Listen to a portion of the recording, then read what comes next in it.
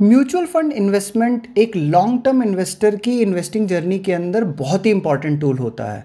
और most of the long term investor अपने mutual fund को चूज़ करते समय बहुत केयरफुली वे करते हैं कि वो कौन सा राइट म्यूचुअल फंड है, टाइमिंग ठीक है या नहीं है, एसआईपी क्या होनी चाहिए। बट बहुत ही कम इन्वेस्टर ऐसे हैं जो इस बात का ध्यान देते हैं कि म्यूचुअल फंड इन्वेस्ट करने का सही तरीका क्या है और कौन से टूल्स या एप्स उनकी इस इन्वेस्टिंग जर्नी में बहुत हेल्पफुल होने वाले हैं। उसका एक बहुत बड़ा रीज़न ये भी है कि पिछले 10 साल के अंदर म्यूचुअल फंड इन्वेस्टमेंट को लेकर के बहुत सारे ऐप्स और मेथड्स आ गए हैं और मोस्ट ऑफ द इन्वेस्टर्स काफ़ी कंफ्यूज रहते हैं कि कौन सा सबसे बेहतर है और किसको चूज़ करना चाहिए। और इवेंचुअली वो उसी ऑप्शन को लेकर के आगे बढ़ जाते हैं जो सबसे पहले उनके सामने दिखता है। ये तरीका मेरे ख्याल में बहुत बेहतर नहीं है, क्योंकि जिस टूल या मेथड से आप इन्वेस्ट करने वाले हैं वो आपकी overall long term investing journey को इम्पैक्ट करने वाला है। तो इस वीडियो में मैं म्यूचुअल फंड इन्वेस्टमेंट के कुछ फंडामेंटल्स को समझाने की कोशिश करूंगा और आपको बताने की कोशिश करूंगा कि कौन सा मेथड और ऐप आपके ओवरऑल इन्वेस्टमेंट के लिए काफ़ी अच्छा है। Hello ji, my name is Amit Upadhyay and welcome to my YouTube channel. मैंने रिसेंटली फाइनेंशियल इंडिपेंडेंस अचीव किया है और मैं अपनी लर्निंग्स अपने इस यूट्यूब चैनल के थ्रू आप सभी के साथ शेयर करना चाहता हूँ। इस वीडियो में आगे बढ़ने से पहले सबसे पहले म्यूचुअल फंड इन्वेस्टिंग को लेकर के कुछ फंडामेंटल्स को समझने की कोशिश करते हैं।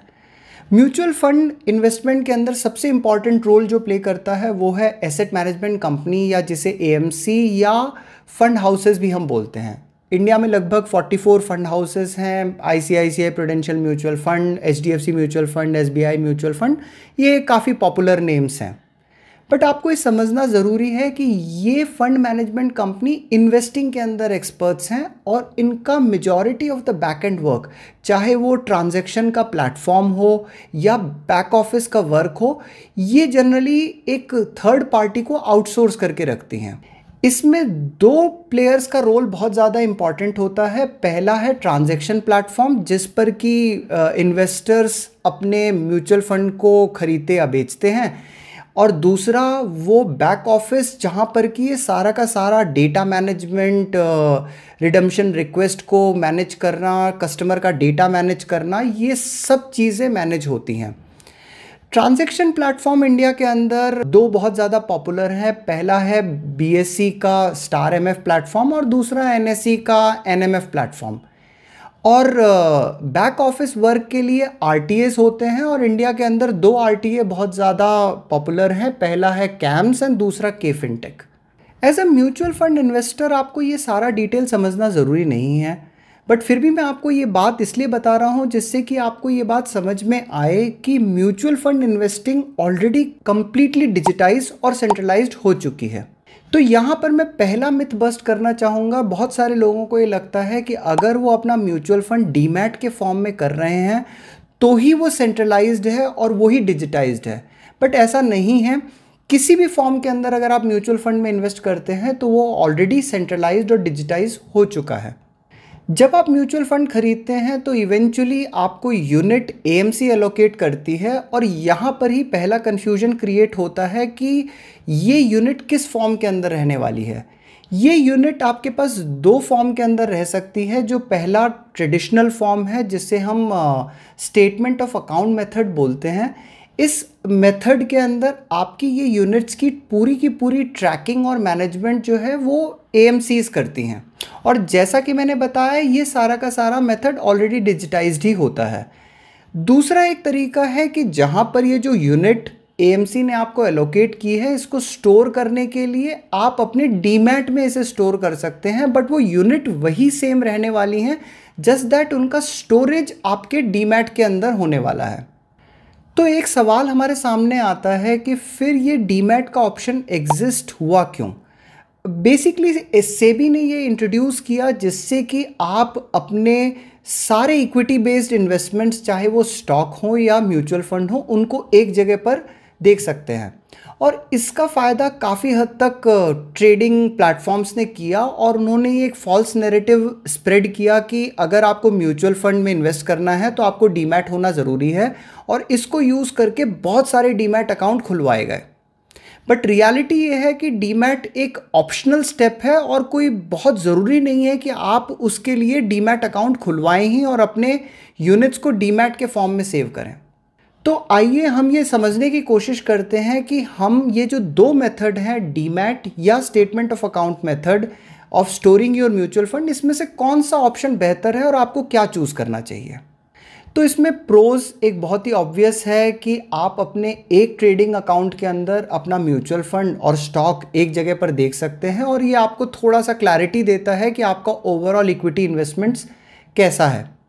इसके अलावा दूसरा बेनिफिट जो है, थोड़ा सा टेक्निकल बेनिफिट है, वो ये है कि आप अगर कल को अपने इन शेयर्स या यूनिट्स को किसी और को ट्रांसफ़र करना चाहते हैं तो ये काफ़ी आसान होता है डीमैट के फॉर्म में करने के लिए कंपेयर टू अगर आप दूसरे मेथड के अंदर अपना म्यूचुअल फंड सेव करके रखते हैं तो। बट ये कन्वीनियंस आपके एक काफ़ी सिग्निफिकेंट कॉस्ट के साथ आता है। इसके जुड़े हुए कॉन्स को समझने की कोशिश करते हैं। सबसे पहला कॉन ये है कि ये एक एडिशनल लेयर ऐड कर रहा है, क्योंकि इवेंचुअली आपकी यूनिट्स मैनेज हो रही हैं आपकी एएमसी से, बट सिर्फ आपने उसको स्टोर करने के लिए अपने डीमैट प्लेटफॉर्म के अंदर स्टोर किया है, तो ये सिर्फ एक एडिशनल लेयर बीच में आ जाती है और इसकी वजह से आपके ट्रांजैक्शंस थोड़े से कम्बरसम हो जाते हैं, क्योंकि सबसे पहले पैसा आप अपने डीमैट अकाउंट में ट्रांसफ़र करते हैं और फिर उस डीमैट अकाउंट से आप म्यूचुअल फंड बाय करते हैं। सेम एज जब आप रिडम्पशन करेंगे तो आपका पैसा उन यूनिट में से पहले आपके डीमैट अकाउंट में आएगा और फिर वहाँ से आपको मैन्युअली ट्रांसफ़र करना पड़ेगा अपने अकाउंट के अंदर, और ये एडिशनल स्टेप किसी एक एडिशनल बेनिफिट के साथ नहीं आ रहा होता है। इसी से जुड़ा हुआ दूसरा कॉन है कि आप चूँकि एक एडिशनल लेयर ऐड कर रहे हैं तो ये एडिशनल लेयर पर आपकी डिपेंडेंसी बन जाती है। ये ब्रोकिंग प्लेटफॉर्म जिसमें कि आप अपने यूनिट सेव कर रहे हैं, अगर आप कल को उस ब्रोकिंग प्लेटफॉर्म के साथ खुश नहीं हैं या फिर आप उसे चेंज करना चाहते हैं तो ये प्रोसेस कोई बहुत सिंपल नहीं होता है और आपको इसके पीछे कुछ एक पेपर वर्क करना पड़ सकता है। इससे नेक्स्ट कॉन जो जुड़ा हुआ है वो है कि क्योंकि आपने एक ब्रोकिंग प्लेटफॉर्म बीच में लाया है तो इस ब्रोकिंग प्लेटफॉर्म को खोलने के लिए और उसको मेंटेन करने के लिए आपको फ़ी देनी पड़ेगी। कुछ प्लेटफॉर्म इसको फ्री करके रखते हैं, कुछ प्लेटफॉर्म उससे नॉमिनल चार्जेस करते हैं, but eventually over the period of time ये कितने दिन तक फ्री रहने वाले हैं आप ये नहीं जानते हैं, और कल को अगर इनकी टर्म्स एंड कंडीशंस या फी स्ट्रक्चर बदल जाता है तो आपके पास कोई ऑप्शन नहीं होगा कि आप उससे चेंज कर सके, जो कि बहुत ज़्यादा आसान नहीं है। Most of these broking platform और डीमैट प्लेटफॉर्म जो हैं वो स्टॉक ट्रेडिंग सेंट्रिक होते हैं, सो उसके अंदर म्यूचुअल फंड सेंट्रिक फंक्शनैलिटी काफ़ी हद तक लिमिटेड होती है और वहाँ पर रिसर्च और एनालिसिस कैपेबिलिटी काफ़ी लिमिटेड ही आपको मिल रही होती है। इसका अगला कॉन है कि most of the broking platform जो कि क्लासिक ब्रोकिंग प्लेटफॉर्म है जैसे कि आईसीआईसीआई डायरेक्ट या कोटक सिक्योरिटीज़, ये प्लेटफॉर्म डायरेक्ट म्यूचुअल फंड कभी प्रोवाइड ही नहीं करते हैं और ये जनरली आपको रेगुलर म्यूचुअल फंड ही सेल करते हैं। नए ब्रोकिंग प्लेटफॉर्म जैसे कि ज़ीरोधा, अपस्टॉक, इन लोगों ने डायरेक्ट म्यूचुअल फंड प्रोवाइड करना शुरू कर दिया है, but sometimes it can be very confusing क्योंकि आपको ये समझ में नहीं आएगा कि इसमें से कौन सा म्यूचुअल फंड जो है वो डायरेक्ट है और कौन सा इनडायरेक्ट म्यूचुअल फंड है और रेगुलर म्यूचुअल फंड है। इससे जुड़ा हुआ अगला कौन है ability to take loan against your mutual fund. शायद आपको ये बात पता ना हो, बट आप अपने म्यूचुअल फंड के अगेंस्ट लोन ले सकते हैं, जो कि एक काफ़ी इफेक्टिव मेथड है in terms of emergency needs. But ये तभी पॉसिबल है अगर आपका म्यूचुअल फंड आपकी एएमसीज के पास है। अगर वो डीमैट के फॉर्म में है तो आप उसके अगेंस्ट लोन नहीं ले पाएंगे। और लास्ट इससे जुड़ा हुआ कौन है कि बिकॉज डीमैट के अंदर बहुत ज़्यादा systematic withdrawal plan, systematic transfer plan की कैपेबिलिटीज़ जो है लिमिटेड होती हैं, तो ऐसे में कुछ एक ऐसी म्यूचुअल फंड सेंट्रिक फंक्शनैलिटीज़ जो कि आपकी ओवरऑल इन्वेस्टिंग जर्नी के लिए काफ़ी हेल्पफुल है, उनको आप मिस आउट कर सकते हैं। दूसरा मेथड जो कि ज़्यादा ट्रेडिशनल मेथड है उसको हम समझने की कोशिश करते हैं, जिसे हम कहते हैं स्टेटमेंट ऑफ अकाउंट मेथड। इसके प्रोज हैं कि ये मेथड काफ़ी कॉस्ट इफ़ेक्टिव है क्योंकि ये एएमसीज़ के द्वारा ही प्रोवाइडेड है, तो जनरली वो इसके लिए कभी कोई चार्ज नहीं रखना चाहेंगे। यहाँ पर कोई भी लॉक इन नहीं होता है क्योंकि जनरली ये डेटा एक कॉमन प्लेटफॉर्म के थ्रू मैनेज हो रहा है, तो आप यहाँ पर एक बहुत ही पावरफुल फंक्शनैलिटी को यूज़ कर सकते हैं जहाँ पर कि आप एक ऐप के अंदर आप इन्वेस्ट करते हैं, किसी दूसरे ऐप के अंदर आप उसका एनालिसिस करते हैं और आप चाहे तो फर्दर परचेजेस किसी थर्ड ऐप के अंदर भी कर सकते हैं और स्टिल उन सब के बावजूद आपका डेटा एक ही जगह पर सेंट्रलाइज्ड रहेगा। क्योंकि ये मेथड काफ़ी ओपन मेथड है, इसको बहुत सारी म्यूचुअल फंड सेंट्रिक ऐप्स ने सपोर्ट किया हुआ है और इसलिए आपको जनरली इस मेथड के अंदर सपोर्टेड ऐप्स में बहुत ज़्यादा mutual fund centric capabilities, research capabilities जो है वो काफ़ी हद तक मिल जाएंगी कि systematic withdrawal plan, systematic transfer plan ये काफ़ी क्लीनली इम्प्लीमेंटेड है। और लास्ट सबसे इम्पॉर्टेंट बेनिफिट है लोन अगेंस्ट म्यूचुअल फंड। इस मेथड से स्टोर किए हुए म्यूचुअल फंड में आप इजीली कल को अगर आपको म्यूचुअल फंड के अगेंस्ट लोन लेना है तो आप काफ़ी इजीली ले सकते हैं। बट इस मेथड के अंदर एक कॉन है, वो ये कि इसमें आपका म्यूचुअल फंड और स्टॉक इन्वेस्टमेंट एक साथ नहीं दिखेगा क्योंकि ये एएमसीज़ द्वारा मैनेज्ड प्लेटफॉर्म है, तो यहाँ पर आपका स्टॉक इन्फॉर्मेशन जो है आपको सेपरेटली देखना पड़े। सो जब तक कि आपके लिए अपना स्टॉक एंड म्यूचुअल फंड दोनों को किसी एक प्लेटफॉर्म में एक साथ देखना आपके लिए कोई बहुत मैंडेटरी रिक्वायरमेंट नहीं है, तब तक मैं आपको एडवाइस नहीं करूँगा कि आप अपना म्यूचुअल फंड डीमैट मेथड के थ्रू खरीदें। मैं पर्सनली इवन इफ स्टॉक्स में ट्रेड करता हूं, बट इसके बावजूद भी अपना मैं म्यूचुअल फंड कभी भी डीमैट अकाउंट के थ्रू कभी नहीं करता क्योंकि मुझे मालूम है कि मेरे म्यूचुअल फंड मेरी लॉन्ग टर्म इन्वेस्टिंग का हिस्सा है और मैं किसी भी एक प्लेटफॉर्म के साथ इतने लंबे समय तक टाइड अप नहीं रहना चाहता हूं। मैं अपने पास वो फ्लेक्सिबिलिटी रखना चाहता हूं कि कल को मैं किसी और ऐप या प्लेटफॉर्म के थ्रू अपना म्यूचुअल फंड ट्रांजैक्शन करूं, ये फ्लेक्सिबिलिटी मेरे पास हमेशा से रहे। अगर आपको फिर भी ये लगता है कि डीमैट ही एक मेथड है जिसके के थ्रू आप अपने म्यूचुअल फंड इन्वेस्टमेंट्स को करना चाहते हैं, तो मैं आपको कहूँगा कि ट्रेडिशनल ब्रोकिंग प्लेटफॉर्म जैसे कि आईसीआईसीआई डायरेक्ट या कोटक सिक्योरिटीज़, इन सब से दूर रहिए क्योंकि मेजॉरिटी ऑफ देम ये आपको रेगुलर म्यूचुअल फंड ही सेल करते हैं और जहाँ पर कि आप 1 से 2% अपना कमीशन एक्स्ट्रा पे कर रहे होते हैं। तो ऐसी सिचुएशन के अंदर new age discount broking companies जैसे कि ज़ीरोधा, अपस्टॉक, ग्रो, ये ज़्यादा बेहतर ऑप्शन होंगे डीमैट के थ्रू अपने म्यूचुअल फंड में इन्वेस्ट करने के लिए। अगर आपको स्टेटमेंट ऑफ अकाउंट मेथड से इन्वेस्टमेंट करना है तो उसको करने के दो बहुत ही कॉमन तरीके हैं। पहला तरीका है डायरेक्टली इन्वेस्टिंग थ्रू एएमसी और जो फंड है उनकी वेबसाइट के थ्रू करें, या फिर दूसरा तरीका है आप एग्रीगेटर ऐप्स के थ्रू करें। ये आपको समझना ज़रूरी है कि इवेंचुअली म्यूचुअल फंड एएमसी ही प्रोवाइड कराते हैं। ये जितने भी एग्रीगेटर ऐप्स होते हैं ये सारे म्यूचुअल फंड को एक जगह पर देखने का एक मेथड है और इसमें खरीदे हुए म्यूचुअल फंड या फिर आप डायरेक्टली अगर आप एएमसी की वेबसाइट से म्यूचुअल फंड खरीदते हैं, उन दोनों में कोई फ़र्क नहीं है। कई बार ये कन्फ्यूजन क्रिएट किया जाता है कि नहीं, अगर आप एग्रीगेटर वेबसाइट के थ्रू खरीदते हैं तो आपको एडिशनल चार्जेस देने पड़ते हैं, बट ऐसा नहीं है। म्यूचुअल फंड डायरेक्ट और रेगुलर म्यूचुअल फंड ही होते हैं और उनके चार्जेस उन्हीं दो टाइप ऑफ म्यूचुअल फंड से डिसाइडेड होते हैं।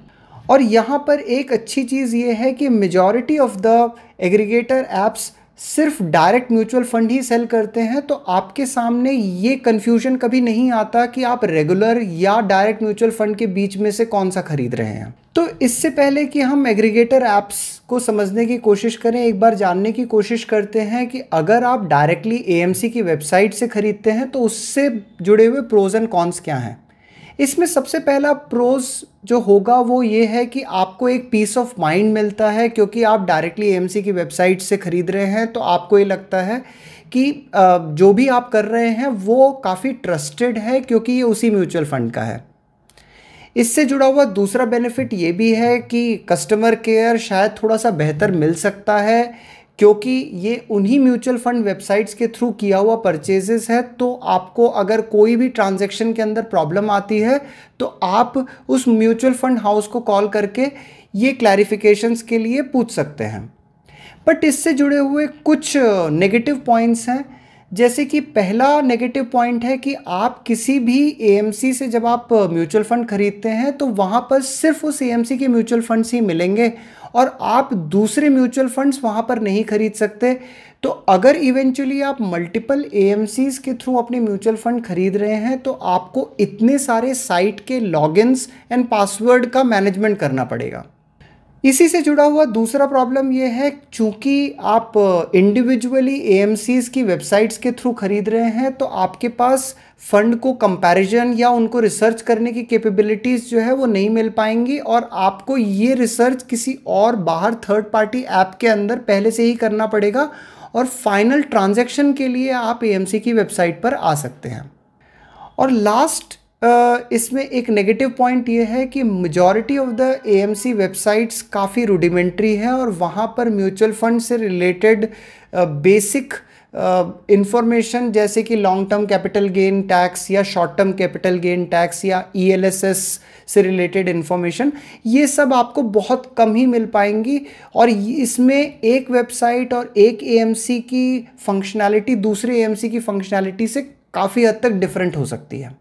अब हम लास्ट और सबसे इम्पॉर्टेंट पॉइंट पर आते हैं जो कि है aggregator apps for statement of account method. चूँकि जैसा मैंने बताया कि ये सारा का सारा डेटा सेंट्रलाइज्ड है और ओपन प्लेटफॉर्म पे डिपेंडेंट है, बहुत सारी ऐप्स ने इसे इम्प्लीमेंट किया हुआ है। देयर आर फ्यू ऐप्स जो कि काफ़ी ज़्यादा पॉपुलर हैं और काफ़ी इफ़ेक्टिव हैं, जिसमें कि Kuvera, IND money, Groww, mutual fund central, ET money and Paytm money भी हैं। इसमें इंड मनी एंड ग्रो ये दोनों के पास अपने ट्रेडिंग प्लेटफॉर्म भी हैं, बट गुड पार्ट ये है कि ये लोग अभी भी statement of account method provide करते हैं। ग्रो आपको दोनों मेथड में इन्वेस्ट करने की फ्लेक्सिबिलिटी देता है, वो जो काफ़ी कंफ्यूजिंग भी हो सकता है कई बार, क्योंकि आपको स्पेसिफिकली चूज़ करना पड़ता है कि आप कौन से मेथड से इन्वेस्ट करना चाहते हैं। यहाँ पर मैं ईटी मनी और पेटीएम मनी को डिस्काउंट करना चाहूँगा for specific reasons. ET money बहुत सारी एडवांस फंक्शनैलिटी सिर्फ पेड कस्टमर्स को ही देती है, तो आप अपना एग्जिस्टिंग पोर्टफोलियो अगर आपको सिंक करना है तो उसके लिए आपको एडिशनल चार्जेस देने पड़ते हैं, तो मैं उसको कम्प्लीटली डिस्काउंट करना चाहूँगा। और दूसरा पेटीएम मनी में काफ़ी कन्फ्यूजन्स हैं, क्योंकि वो आपको डीमैट अकाउंट ओपन करने के लिए इन्फोर्स करते हैं, तो इसलिए मैं उसको भी यहाँ पर डिस्काउंट करना चाहूँगा। यहाँ मैं स्पेशल मेंशन करना चाहूँगा म्यूचुअल फंड सेंट्रल का। ये कैम्स और के फिनटेक जो कि दो इम्पॉर्टेंट आरटीए हैं पूरी म्यूचुअल फंड इंडस्ट्री में, इनके एक जॉइंट वेंचर है जो कि उन्होंने कस्टमर के बेनिफिट के लिए एक सेंट्रलाइज प्लेटफॉर्म बनाया है अगर आप अपने म्यूचुअल फंड के ट्रांजैक्शंस को करना चाहते हैं तो आइए इन ऑप्शंस को कुछ सर्टन कंपैरिजन के पैरामीटर्स पर इवैल्यूएट करके देखते हैं कि ये ऐप्स कैसा परफॉर्म करती हैं एक दूसरे के अगेंस्ट। तो यहाँ पर हम Kuvera, IND money, Groww and mutual fund central को कंपेयर करने की कोशिश करेंगे और उसके लिए मैंने कुछ पैरामीटर्स जो है वो डिफ़ाइन किए हैं। पहला पैरामीटर है वेदर डीमैट और नॉन डीमैट व्यू को एक साथ देख सकते हैं कि नहीं। अगर आपने कुछ इन्वेस्टमेंट्स ऐसे किए हैं जो कि डीमैट के फॉर्म में हैं, वो भी कहीं ना कहीं विजिबल होने चाहिए। फैमिली अकाउंट क्रिएट करने की कैपेबिलिटी, इसका मतलब ये है कि आप अपनी फैमिली, वाइफ या किड या फिर अपने पेरेंट्स, उनका भी अकाउंट एक साथ मैनेज करना चाहते हैं तो उसकी कैपेबिलिटी है या नहीं है। सबसे इम्पॉर्टेंट पार्ट है कि रिसर्च कैपेबिलिटी इस ऐप के अंदर कितनी है कि आपको कौन से म्यूचुअल फंड चूज़ करने हैं और किस तरीके की उसकी परफॉर्मेंस। टैक्स रिलेटेड इन्फॉर्मेशन कि अगर आपको म्यूचुअल फंड में से कभी पैसा विड्रॉ करना है तो उस समय आपको क्या long term capital gain tax और short term capital gain tax देना पड़ेगा, उसकी information. Tax harvesting related information. XIRR return जो कि एक बहुत ही इंपॉर्टेंट फैक्टर है, क्योंकि म्यूचुअल फंड आप over the period of time different stages में करते हैं, तो आप ये देखना चाहेंगे कि रादर देन एब्सोल्यूट रिटर्न, अगर एनुअलाइज्ड रिटर्न आपको कंपेयर करना है तो वो कैसा है। कैपिटल गेन रिपोर्ट की स्पेसिफिकली अगर आपने जो भी ट्रांजैक्शंस किए हैं उसका एक समरी रिपोर्ट जो कि आपने अपने टैक्स फाइलिंग के अंदर यूज़ कर सकते हैं। ELSS की रिपोर्ट अगर आपने टैक्स सेविंग म्यूचुअल फंड के अंदर इन्वेस्ट किया है। अगला फैक्टर होगा ट्रांजैक्शन रिलायबिलिटी क्या है उस ऐप की, कस्टमर केयर किस तरीके का वो प्रोवाइड करते हैं, एंड ओवरऑल यूज़र एक्सपीरियंस कैसा है, और उसके बेसिस पे फाइनल स्कोर क्या होगा वो हम देखने की कोशिश करेंगे। तो आइए इन ऐप्स को इन पैरामीटर के बेसिस पे कंपेयर करके देखते हैं कि how do they really perform. अगर पहला parameter demat and non demat view के बेसिस पे देखेंगे तो सिर्फ म्यूचुअल फंड सेंट्रल ही ये दोनों व्यू प्रोवाइड कराता है। फैमिली अकाउंट कैपेबिलिटी सिर्फ कोवेरा और इंड देता है। रिसर्च कैपेबिलिटी इंड मनी की सिग्निफिकेंटली बेटर है कंपेयर टू कोवेरा और ग्रो से। म्यूचुअल फंड सेंट्रल में तो इस तरीके की कैपेबिलिटी अवेलेबल ही नहीं है। रिसर्च कैपेबिलिटी को अगर हम थोड़ा सा डीपली समझने की कोशिश करें तो यहाँ पर मैंने ये एनालिसिस किया है इन तीनों ऐप्स का, जहाँ पर कि पैरामीटर्स हैं जैसे कि different kind of action indicators, top stocks कहाँ पर म्यूचुअल फंड इन्वेस्ट कर रहा है उसकी लिस्ट है या नहीं है, एसेट एलोकेशन का over the period of time change कैसे हो रहा है वो ट्रैकिंग है या नहीं है, सेक्टर में चेंज की ट्रैकिंग है या नहीं है, स्पेसिफिकली स्टॉक के जो उस म्यूचुअल फंड के अंदर ट्रेंड हैं उनके बारे में डिटेल्स अवेलेबिलिटी, एडवांस रेशियो जैसे शार्प रेशियो हुआ या अल्फ़ा या बीटा, इनकी डिटेल्स है या नहीं है, फंड मैनेजर से रिलेटेड डिटेल्स, AMC से रिलेटेड डिटेल कि AMC कैसा परफॉर्म कर रहा है उसके बारे में इंफॉर्मेशन, म्यूचुअल फंड की स्पेसिफिक इंसाइट्स और detail comparison of different mutual fund. अगर इन सब में देखते हैं तो इंड मनी के पास काफ़ी स्ट्रॉन्ग रिसर्च कैपेबिलिटी है, इस वजह से मैं इंड मनी को काफ़ी हायर रेटिंग दे रहा हूँ compare to rest of the 2 platforms. अगर हम आगे जाते हैं और टैक्स इन्फॉर्मेशन देखते हैं तो सभी एप्स जो है ये टैक्स इन्फॉर्मेशन देती हैं। टैक्स हार्वेस्टिंग इन्फॉर्मेशन मुझे सिर्फ कोवेरा में मिली, बाकी कहीं पर मुझे नहीं मिली। XIR रिटर्न जो कि एक बहुत ही बेसिक एंड इम्पॉर्टेंट फंक्शनैलिटी है जिसमें कि मैं म्यूचुअल फंड सेंट्रल से काफ़ी डिसअपॉइंटेड हूँ कि उनके पास ये फंक्शनैलिटी अवेलेबल नहीं है। कैपिटल गेन रिपोर्ट सभी देते हैं। ELSS report except mutual fund central बाकी सब देते हैं। ट्रांजैक्शन रिलायबिलिटी को अगर मैं देखूं तो मोर और लेस सभी काफ़ी रिलायबल हैं, मैं ऑलमोस्ट सभी यूज़ कर चुका हूं, मुझे कभी किसी में ऐसी प्रॉब्लम नहीं आई। बट म्यूचुअल फंड सेंट्रल को मैं थोड़ा सा हायर वेटेज दूंगा purely because of the reason कि ये ग्राउंड सब बिल्ड प्लेटफॉर्म है और चांसेस है कि यहाँ पर ट्रांजैक्शन प्रॉब्लम होने के चांसेस बहुत कम होंगे। कस्टमर केयर पर मोर और लेस सभी काफ़ी हद तक सिमिलर हैं, बट यहाँ पे ग्रो थोड़ा सा बेहतर है क्योंकि वहाँ पर call based customer care functionality है। यूज़र एक्सपीरियंस काफ़ी हद तक सब्जेक्टिव है, बट मेरा पर्सनल एक्सपीरियंस जैसा है उसमें मुझे कुवेरा और इंड मनी इन दोनों की यूज़र एक्सपीरियंस काफ़ी बेहतर लगता है compare to Groww and mutual fund central. Mutual fund central का तो यूज़र एक्सपीरियंस काफ़ी पुअर है। इवेंचुअली अगर इन सारे पैरामीटर्स को जोड़ करके मैं फाइनल रिजल्ट देखता हूँ तो मैं कहूँगा कुवेरा और इंड मनी काफ़ी हद तक सिमिलर हैं। अगर आपको यूज़र एक्सपीरियंस देखना है या फंक्शनैलिटीज़ देखनी है तो शायद कुवेरा बेहतर होगा, अदरवाइज़ अगर रिसर्च कैपेबिलिटी के हिसाब से देखेंगे तो इंड मनी काफ़ी बेहतर होगा। म्यूचुअल फंड सेंट्रल अपना उसका एक स्पेसिफिक स्ट्रेंथ है कि ये कैम्स और के फिनटेक से सपोर्टेड है, तो यहाँ पर सर्टन ट्रांजैक्शनल रिलायबिलिटी थोड़ी बेहतर हो सकती है, but otherwise rest of the functionalities जो है काफ़ी मिनिमल है। हो सकता है over the period of time ये प्लेटफॉर्म इवॉल्व हो और ये काफ़ी पावरफुल प्लेटफॉर्म भी ये बन सकता है। मैं आपको एक क्लैरिफाई करना चाहूँगा कि इनमें से कोई भी प्लेटफॉर्म ने ये कंपैरिजन स्पॉन्सर नहीं किया है, ये मेरा पर्सनल एक्सपीरियंस है। मैंने ये सारी ऐप्स यूज़ की हैं और उसके बेसिस पे मैंने ये अपना एनालिसिस इस्टेब्लिश किया है। तो आई होप ये वीडियो आपके लिए यूज़फुल रहा होगा, आपको कुछ इंसाइटफुल इन्फॉर्मेशन मिली है इस वीडियो से। तो प्लीज़ इस वीडियो को लाइक कीजिए और मेरे चैनल को सब्सक्राइब कीजिए। और जब आप मेरे वीडियोस को अप्रिशिएट करते हैं तो मुझे वाकई में बहुत इनकरेजमेंट मिलता है। मिलते हैं जल्द ही एक और वीडियो के साथ, तब तक के लिए बाय बाय।